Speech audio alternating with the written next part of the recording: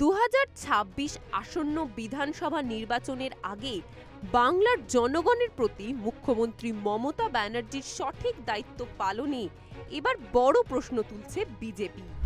হাওড়ার বেলগাছিয়া অঞ্চলে অবস্থিত হাজার হাজার পরিবারের ঘর ধসে পড়েছে, আর এই বিপর্যয় ঘটেছে একেবারে নবান্নের সামনেই।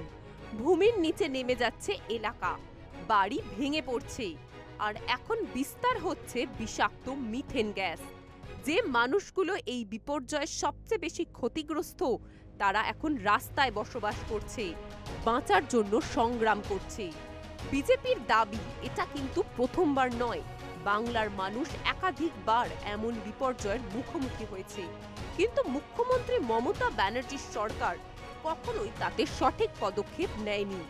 বিজেপি নেতা এবং কেন্দ্রীয় মন্ত্রী সুকান্ত মজুমদার নিজের এক্স হ্যান্ডেলে পোস্ট করে অভিযোগ করেছেন, তৃণমূলের নেতারা নিজেদের পকেট ভারী করতে ব্যস্ত, সিন্ডিকেটের টাকা চুরি করতে ব্যস্ত, অবৈধ ব্যবসা চালাতে ব্যস্ত।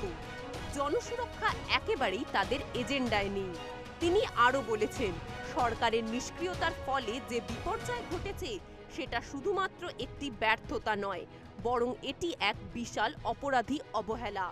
এই পরিপ্রেক্ষিতে বিজেপি শাসক দলের কাছে জানতে চায়, বাংলা আর কতদিন এই শাসকের অবহেলা এবং দুর্নীতির শিকার হবে।